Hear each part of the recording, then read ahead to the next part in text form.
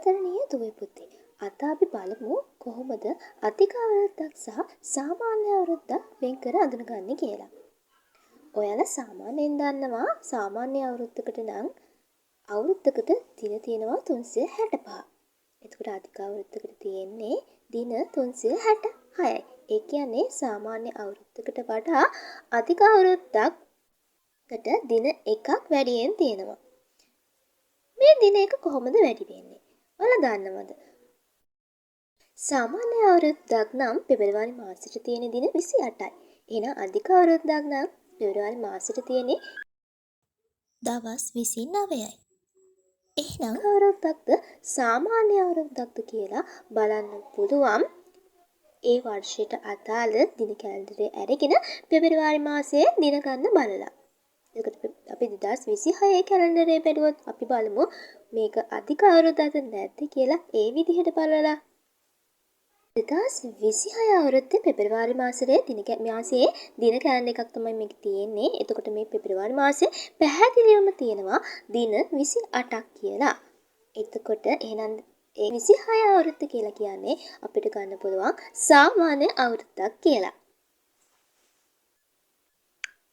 හැබැයි අපි යන තැන දින කැලෙන්ඩර් එකක් අරගෙන යන්න බෑනේ. අපිට 2026 කැලෙන්ඩරයක් නම් සාමාන්‍යයෙන් හොයාගන්න පුළුවන්.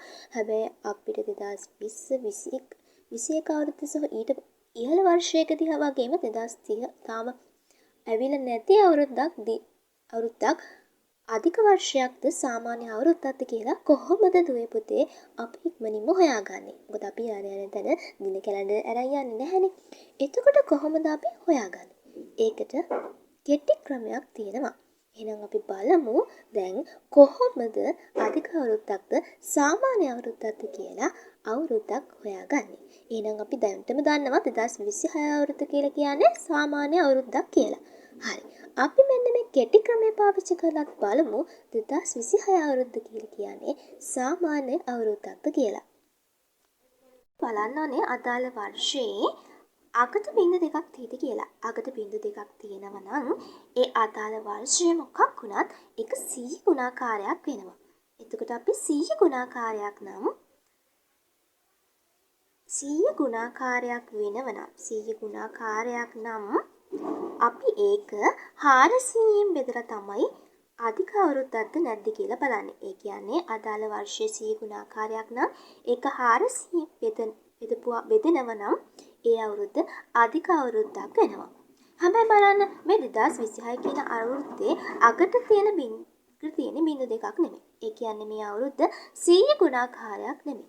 එහෙනම් කොහොමද අපි මේ අවුරුද්ද අධික අවුරුද්දක්ද සාමාන්‍ය අවුරුද්දක්ද කියලා හොයන්නේ? දුවේ පුතේ 100 ගුණාකාරයක් නොවන අවුරුදු අපි බලන්න ඕනේ 4ෙන් බෙදනවාද කියලා. ඒකට මේ 2026 කියලා කියන්නේ 100 ගුණාකාරයක් නොවන අවුරුද්දක්.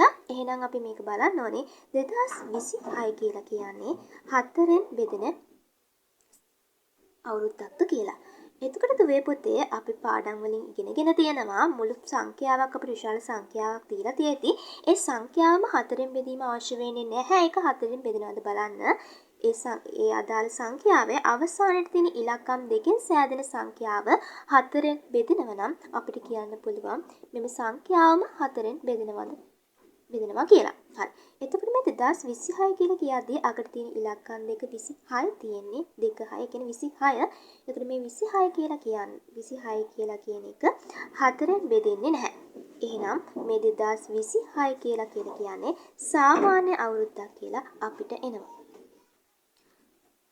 හරි. එතකොට අපිට දින කැලෙන්ඩරයක් පාවිච්චි කරලා 2026 අවුරුද්ද සාමාන්‍ය අවුරුද්දක් කියලා අපි හොයාගත්තා පෙබරවාරි මාසයේ දින 28ක් තිබ්බ හින්දා. එතකොට මේ කෙටි ක්‍රමය පාවිච්චි කරලත් අපිට ආවා 2026 අවුරුද්ද කියලා කියන්නේ අධික අවුරුද්දක් නෙමෙයි කියලා. එතකොට ඒ වගේම දුවේ පුතේ අපි බලමු එහෙනම් 100 ගුණාකාරයක් වෙන අවුරුද්දක් කොහොමද අධික අවුරුද්දක්ද නැද්ද කියලා බලන්න කියලා. අපි ගමු 2000 කියන අවුරුද්ද. 2000 කියන අවුරුද්දේ අකට තියෙන්නේ බිංදු දෙකක්.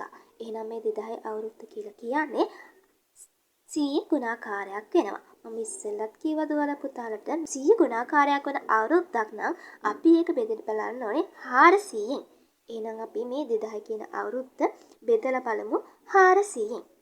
400ෙන් බෙදක් දී අපිට පුළුවන් හරිම ලේසි විදිහට බෙදන්න. මේ බිංදුවට මේ බිංදුව අයින් කරන්න. ඒ වගේම මේ බිංදුවට මේ බිංදුව අයින් කරන්න. එතකොට දුවේ පුතේ මේ 20 කියන සංඛ්‍යාව උඩ ඉතුරු වෙනවා 4 කියන ඉලක්කම පල්ලෙන් ඉතුරු වෙනවා. එතකොට 20 4ෙන් බෙදපුවාම අපිට උත්තරේ එනවා 5. හරි. එහෙනම් 2000 කියන අවුරුද්ද 400ෙන් බෙදෙනවා. එහෙනම් 2000 කියලා කියන්නේ පුතේ අධික අවුරුද්දක් වෙනවා. එතකොට මම තවත් ප්‍රශ්නයක් අහුවත් ඔයාලගෙන් 2000 කියන අවුරුද්දේ පෙබරවාරි මාසයට දින කීයක් තියෙන්න පුළුවන්ද? ඔව් දුවේ පුතේ 2000 කියන අවුරුද්ද අධික අවුරුද්දක් නම් අනිවාර්යෙන්ම පෙබරවාරි මාසයට තියෙන දින 29ක්.